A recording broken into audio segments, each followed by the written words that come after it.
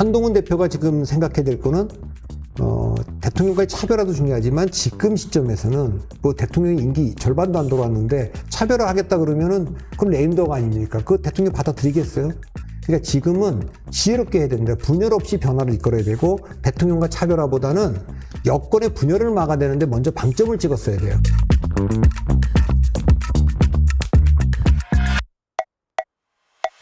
갤럽 조사를 봤더니 이제 차기 정치 지도자 선호도 조사를 했는데 이재명 대표가 한동훈 대표를 상당히 꽤 큰 격차로 앞섰습니다. 26% 대 14%네요. 왜 이렇게 벌어졌어요? 거기는 뭐 일단 네. 특별히 네.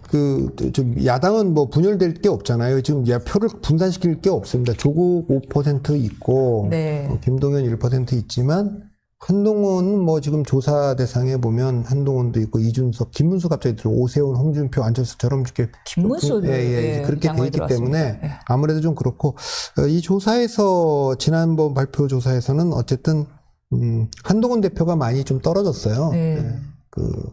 그런 면에서 보면 한동훈 대표가 대표되고 나면 보통 컨벤션도 좀 있고 해서 좀 올라가야 되거든요.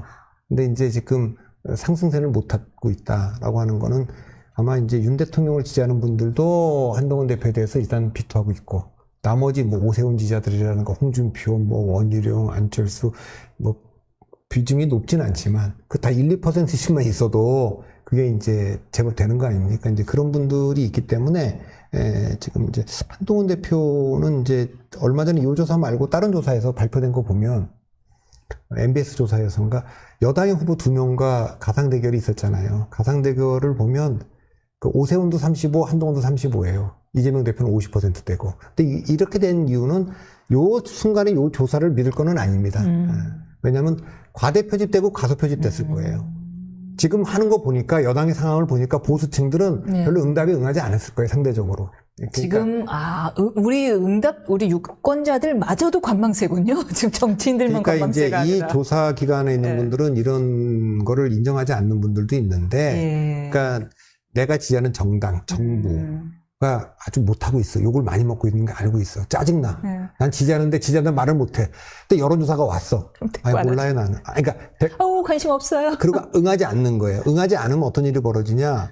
대체적으로 이제 민주당 지지층들이 좀 더 많이 잡히고, 그러네요. 그 다음에 보수층들이 좀 덜 잡히면 숫자는 좀 더 벌어지게 돼 있죠. 그래서 그거를 이제 과대 표집, 가소 표집, 이렇게 과다 표집 이런 얘기를 하는데, 그걸 인정하지 않는 분들도 있는데, 저는 선거 때도 이런 게 있어요. 선거 때도, 선거 즈음에도 어느 정당이 공천 파동이 일어나서 욕먹고 있으면 좀 빠져나가죠. 응답하지 않고, 나 모르겠어요. 이렇게 얘기할 때가 있고 그러기 때문에 요 문제는 액면 요대로만 볼 거는 아닙니다만, 전반적으로는 지금은 민주당 지지자들이 좀 결집돼 있고, 보수층은 지금, 대통령하고 대표하고도 싸우고, 하는 거는 지금, 의대 증원 문제도 하나 제대로 못 풀고, 이러니까, 그냥 이탈을 하는 분들도 있다고 봅니다.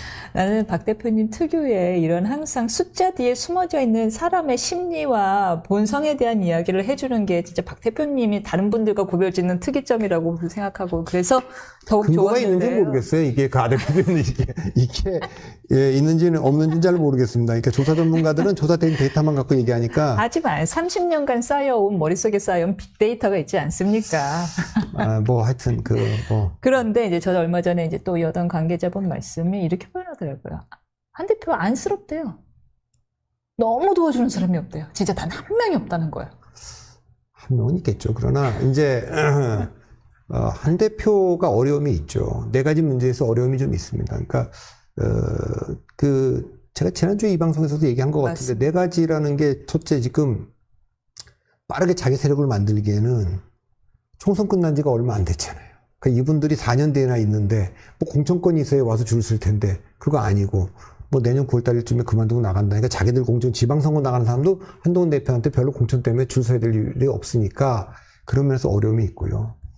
한동훈 대통령이 한동훈은 아니다. 이렇게 공공연하게 지금 알려져 있기 때문에 누가 지금 대통령한테 찍힐 걸 각오하고 한동훈 대표를 돕겠습니까? 이것도 지금 유보적이고.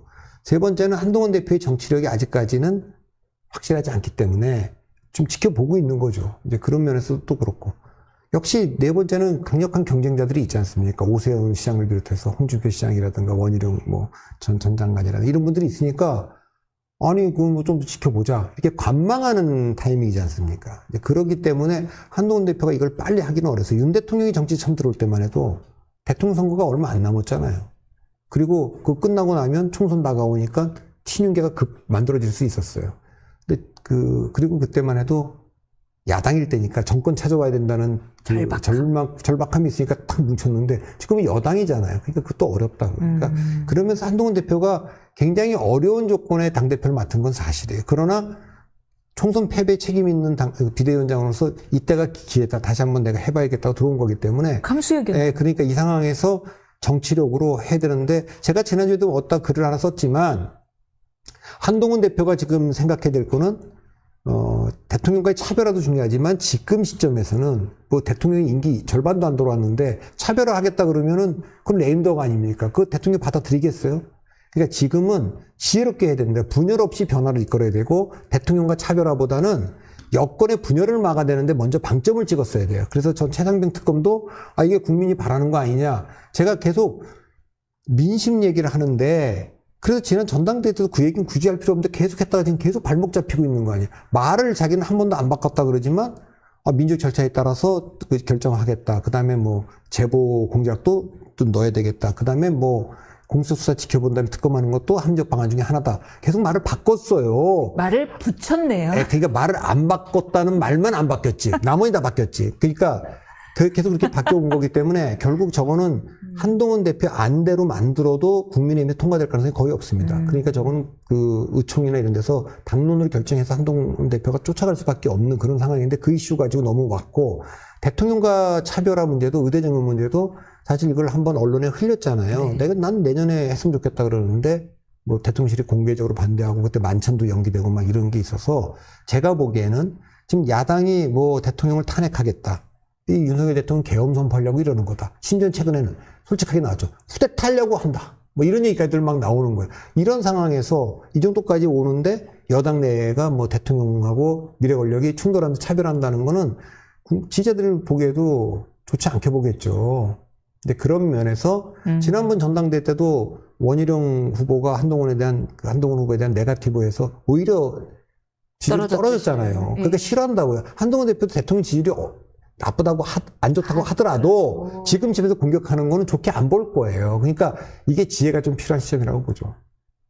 그러네요. 서로 간에 싸운 아무리 미워도 서로 간에 싸우고 총질하는 모습은 또 지지자들이 좋아하지를 안 좋아. 특히 보수지는 더 싫어하고. 더욱 안 좋아하는데 잠깐 앞선 얘기랑 엮여갖고요. 이 용산과 한동훈 대표의 갈등은 공천 시절부터 좀 시작된 것 아닌가 하는 생각이 그냥 제 혼자서 머릿속에서 지나갑니다. 공천? 예, 공천 40 총선 때부터 서로 간에 지금 알력 싸움이 좀 있었던 것 아닌가. 이쪽에서는 김건희 여사가 개입했다라고 생각하고 이쪽에서는 한동훈 대표가 자기 멋대로 용산을 무시하고 한다고 생각을 했던 사실에서부터 요 갈등이 시작이 돼서 지금의 의료 문제까지 계속해서 최해병. 그거는 뭐 그런 보도 뉴스도 있는데 김건희 여사나 대통령이 공천에 영향을 미칠 수 있는 상황이 아니에요. 지난번엔 한동훈 비대위원장으로 넘어갔고 그 공천 내에 영향을 안 미쳤을 것이다. 미치기가 어렵잖아요. 미친다는 게 그 뭐 문자를 선거 때는요. 문자 아니라 전화나 뭐 수많은 말들이 오고 가지만 실질 결정은 어디서 하냐? 공심위에서 하는 거예요. 공심위에서 윤 대통령을 대리해서 이철규 의원이 들어가서 전 사무총장이 했잖아요. 그러나 수적으로 분리해서 별로 간첩을 못 시켜내잖아요. 거기 먼저 한동훈 대표도 뭐 장동혁 사무총장 앉혀갖고 하는데 그러니까 그 안에서 결정되는 거예요. 그러니까 그때는 비대위원장이 누가 되느냐가 굉장히 중요했던 거죠. 그래서 그때도 원희룡 비대위원장과 한동훈 비대위원장이 있다가 한동훈 비대위원장으로 갔고 그 순간에 그 공천의 그 친윤계 공천은 그 제한되어 있는 거죠. 사실 명백한 공천 개입이라고 하려면 김건희 여사가 뭐 이철규 의원이든 공관위원장이든 하고 문자를 주고받았으면 공천 개입이라 할 수 있을지 모르겠으나 김영선 의원이랑 뭐 어디를 갈까요 말까요? 요거는 이제 이준석 의원도 그랬잖아요. 그냥 조언 수준이라고 볼 수도 있다. 그리고 그때만 해도 그렇게 해도 간철되기가 어려운 역학구도예요. 그 아내가. 그것이 뭐 나중에 비례대표 때는 두 전현직 사무총장이 나와서 기자회견을 하면서 서로 공격을 했잖아요. 한 번 다시 또 바꾸기도 했고 맞습니다. 비례대표 명단. 그러니까 공천은 그런 겁니다. 그러니까 그런데 돌아가서 보면 비대위원장 될 때 한동훈 비대위원장을 안 치는 거에 방점이 있었던 건지 아니면 한동훈 법무부 장관을 빼내는 데 방점이 있었던 건지는 알 수가 없어요. 이거는 나중에 보면 이건 예를 들면은 아니 그러니까 한동훈 그러니까 이현석 검찰총장 한동훈 법무부 장관이 뭘 이렇게 뭐 김건희 여사 수사도 그렇고 뭐 문재인 대통령에 대한 수사의 지지부진도 있고 뭐 이런 게 있어서 야 이거 뭐 검찰총장은 임기가 있는 거고 그러나 법무부 장관은 정무직이니까 언제든지 바꿀 수 있는데 한동훈을 빼내려면 거기에 무슨 상응하는 자리를 주고 빠져야 될 거 아닙니까? 그쵸. 그런 문제가 더 중요한 거지. 지금은 알 수 없어요. 훗날 나중에 가서 다시 이렇게 다 뭐 퍼즐을 맞춰보면 어떨지 모르겠어요. 그래서 지금 와서 보니까 그때 당시 시점에서 공천은 이미 뭐 공심위로 넘어갔고 그 친윤계의 공천은 뭐 쉽지 않은 상황이었다 이렇게 저는 봅니다. 알겠습니다. 정당 지지도는 국민의힘 31%, 더불어민주당 32%로 나타났습니다. 그냥 오차범위네요. 그래서 뭐 큰 의미가 없죠. 큰 의미가 없어요. 그리고 이제 민주당은 그 조국혁신당하고 같이 봐야 되기 때문에 뭐 앞으로 지방선거 대선 그러니까 그거는 전체적으로 보면 야권이 높다 이렇게 보시면 됩니다. 전체적으로는 야권이 왜냐하면 조국혁신당 포션이 좀 있기 때문에 그리고 개혁신당을 지지하는 분들은 꼭 그 보수로 분류하기가 어려운 측면이 좀 있어서 3% 나왔죠. 전체적으로 보면 국민의힘 지지가 낮다 그렇게 보시면 됩니다.